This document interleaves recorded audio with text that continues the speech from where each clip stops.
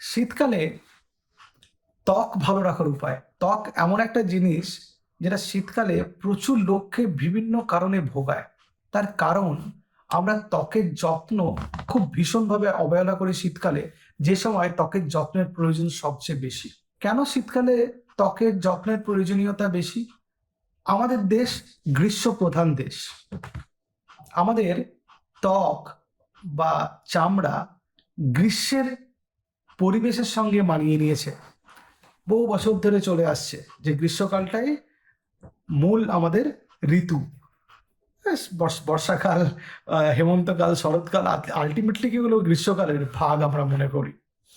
এবং এই শীতকাল আসলে যে এনভায়রনমেন্টাল টেম্পারেচার চেঞ্জ হয় এবং বাতাসে আর্দ্রতা কমে যায়, তার জন্য একটা নেগেটিভ ইম্প্যাক্ট ফেলে আমাদের ত্বকের উপর।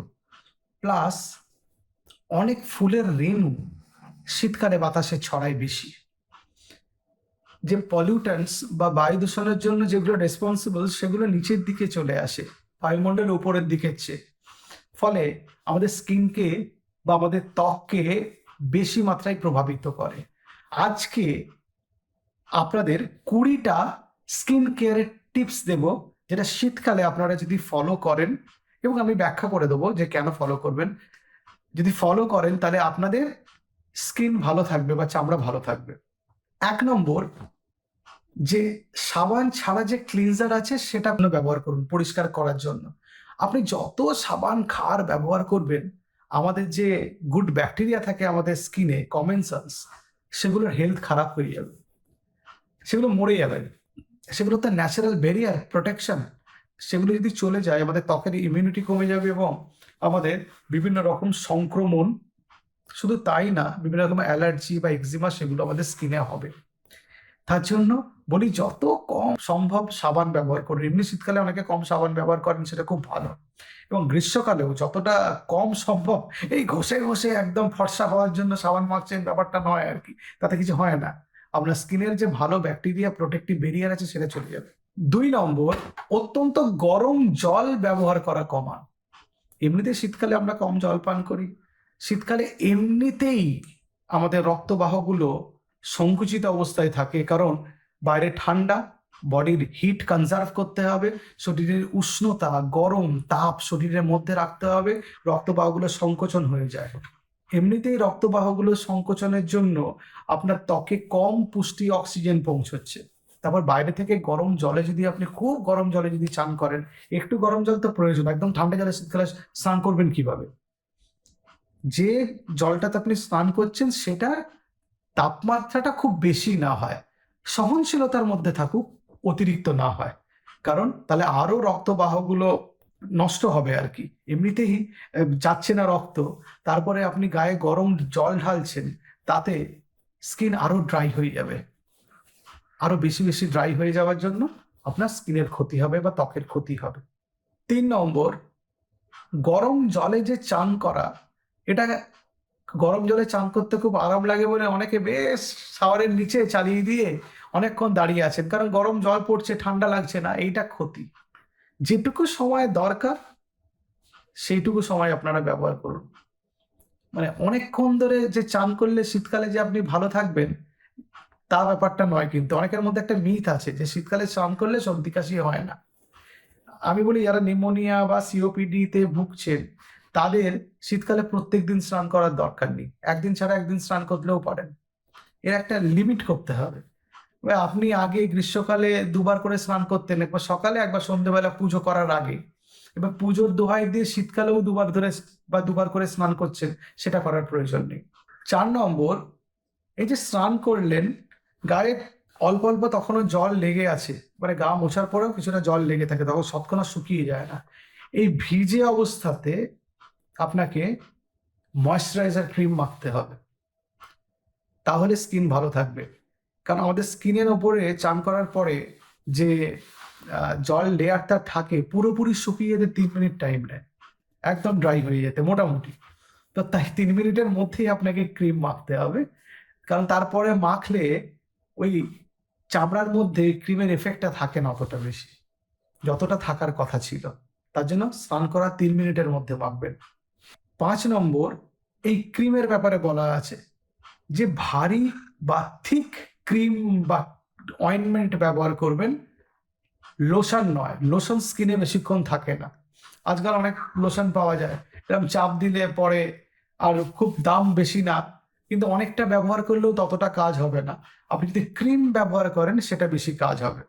6 নম্বর, দিনে 2 থেকে 3 বার ময়শ্চারাইজ করতে হবে। যাদের স্কিন খুব ড্রাই তাদের 3 বার, যাদের স্কিন নর্মাল তাদের 1 থেকে 2 বার, কিন্তু করতেই হবে একবার করে যদি স্কিনের স্বাস্থ্য ভালো রাখতে হয়। সবসময় যে ক্রিম দিয়ে ময়শ্চারাইজ করতে হবে তা নয় কিন্তু।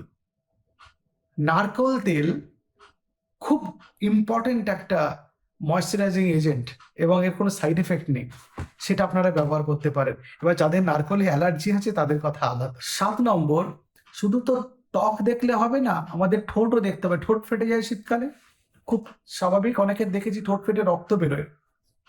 এবং যেসব জিনিসপত্র আমরা কেটে ছড়ে গেলে ব্যবহার করি বহু পুরনো, সে বুঝতেই পারছেন আমরা কিসের কথা বলছি, সেটা ঠোঁটে লাগিয়ে বিশেষ লাভ হবে না, কারণ তার মধ্যে জল ধরে রাখার ক্ষমতা অতটা নেই। প্লাস খুব লো পরিমাণে, মানে খুব কম পরিমাণে তার মধ্যে অ্যাসিডিক মেটেরিয়াল থাকার জন্য স্কিন পুড়িয়ে দেবে। অনেকদিন যদি ব্যবহার করেন ঠোঁট কালো হয়ে যাবে। তাই লিপ বাম কিনতে পাওয়া যায়, বিশেষ দাম না, আজকাল 10 টাকা 12 টাকাতেও পাওয়া যায়, সেটা একটা কিনে নিতে পারেন। সারাদিনে 3-4 বার লিপ বাম ব্যবহার করুন। 8 নম্বর, হাত ধোয়ার পরে একটা ক্রিম লাগান। সস্তার ক্রিম কিনতে পাওয়া যায়। আমি কিছুদিন আগে একটা এত বড় একটা কৌটো ক্রিম নিয়ে এসেছি, একটা স্ট্যান্ডার্ড কোম্পানির, 200 টাকায় পাওয়া গেছে, 600 টাকা এমআরপি লেখা আছে, অফারে পাওয়া যাচ্ছে। তো সেটা বাড়িতে কিনে সেটাকেই এখন ব্যবহার করছি, আশা করি পুরো শীতকালটা চলে যাবে 200 টাকায়। তো সেই রকম কম দামের ভালো ক্রিম দেখবেন মোটামুটি, সেগুলো ব্যবহার করবেন। এবং এই হাত ধোয়ার পরে প্রত্যেকবার একটু ক্রিম লাগিয়ে নিলে হাতটা ভালো থাকে, স্মুথ থাকে। নতুন কোনো ক্রিম ব্যবহার করার আগে আপনার হাতের এই ফোর আর্মের এখানে একটু লাগিয়ে আগে দেখে নেবেন ওই ক্রিমে আপনার অ্যালার্জি হচ্ছে কিনা। প্রথমে চট করে মুখে লাগিয়ে নেবেন না, হতে পারে এই পার্টিকুলার মেটেরিয়ালটাতে আপনার অ্যালার্জি আছে, সেটা একটু খেয়াল করবেন। 9 নম্বর, যখন সকালবেলা অত্যন্ত ঠান্ডাতে বেরোচ্ছেন গ্লাভস ব্যবহার করুন। ঠান্ডাতে রক্তবাহগুলো সংকোচনের জন্য পুষ্টি অক্সিজেন ত্বকে কম পৌঁছায়, তার জন্য হাতের স্বাস্থ্য, অনেকে দেখবেন ফাটা ফাটা হয়ে গেছে বা রিঙ্কেলস হয়ে গেছে, শীতকালে গ্লাভস ব্যবহার করলে সেটা হয় না, ভালো থাকে। বিশেষ করে বয়স্ক মানুষদের কথা বলছি।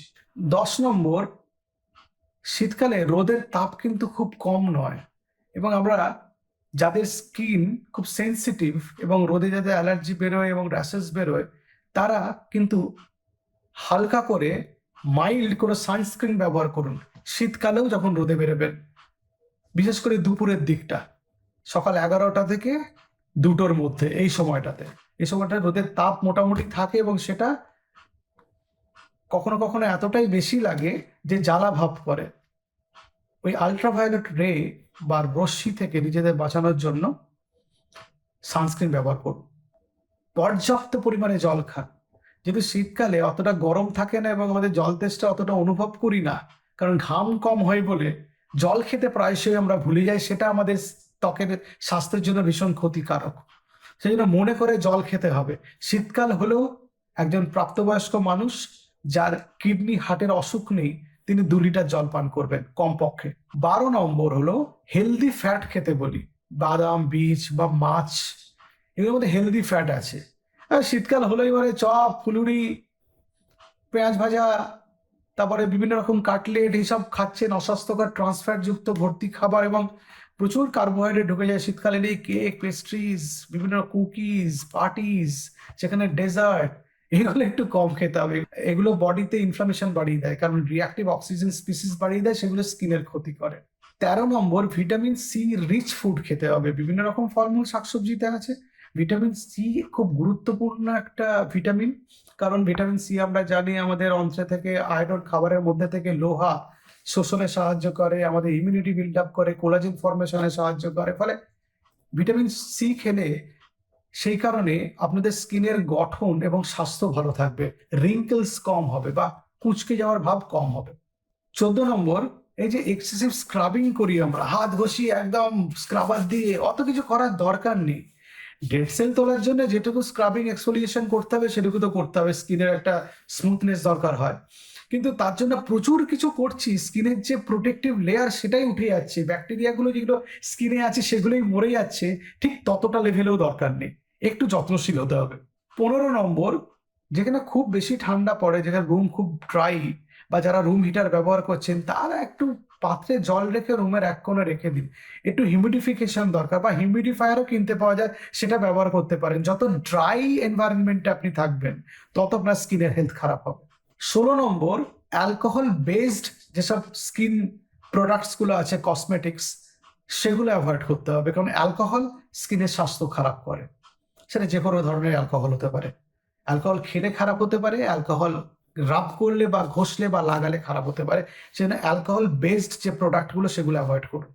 17 নম্বর হচ্ছে, শীতকালে যে জামা কাপড়গুলো পরছি আমাদের ত্বকের সঙ্গে ডাইরেক্ট সংস্পর্শে যেগুলো আছে, যেগুলো স্কিনের একদম কাছে, নেক্সট টু স্কিন যেগুলোকে বলি, সেইগুলো কিন্তু কটন বা সুতির হলে খুব ভালো হয়। সেগুলো অন্যান্য মেটেরিয়ালের হলে একটা ফ্রিকশন তৈরি হয়, কারো কারো ক্ষেত্রে অ্যালার্জি হতে পারে, কারো কারো ক্ষেত্রে এক্সিমাও হতে পারে, এবং আলটিমেটলি স্কিনের বা আমাদের ত্বকের স্বাস্থ্য খারাপ করে। 18 নম্বর, কারো যদি অলরেডি ত্বকে অ্যালার্জি বা এক্সিমা থাকে, তাহলে তার সেটাকে চিকিৎসা করে সারিয়ে ফেলার ব্যবস্থা করতে হবে এবং ম্যানেজ করার ব্যবস্থা করতে হবে। কারণ শীতকালে যেহেতু এনভায়রনমেন্টাল টেম্পারেচার কম থাকে এবং পরিবেশটা খুব শুষ্ক থাকে, আরো এগুলো অ্যালার্জি আর যে এক্সিমা বা স্কিনের বা ত্বকের অসুখ খুব বেড়ে যাবে, সেটা আগে থেকে ম্যানেজ করার ব্যবস্থা করতে হবে। আর 19 নম্বর, বারবার মুখ ধোয়ার কোনো দরকার নেই শীতকালে, সারাদিনে একবার যথেষ্ট। আর স্নান করার সময় তো একবার ধুয়ে ফেলছি ঠিক, কারণ বারবার যদি আপনি মুখ ধুতে যান, বারবার আপনাকে ক্রিম লাগাতে হবে, কিন্তু সেটা যদি হয়ে না ওঠে, আলটিমেটলি আপনার ত্বক খারাপ হবে। আর 20 নম্বর হলো, যদি স্কিনে কোনো ফাটা, কাটা বা এক্সিমা অ্যাডভান্স স্টেজে বা খুব অ্যালার্জি সারছে না থাকে, তাহলে একজন ডাক্তারবাবুর কাছে যান, তিনি জায়গাটাকে দেখুন, সেটা কি চিকিৎসা হবে সেটা সেই ডাক্তারবাবু বলে দিতে পারবেন। Over the counter steroid mixed যে প্রিপারেশনস গুলো পাওয়া যায় সেগুলো অ্যাভয়েড করা ভালো। নমস্কার।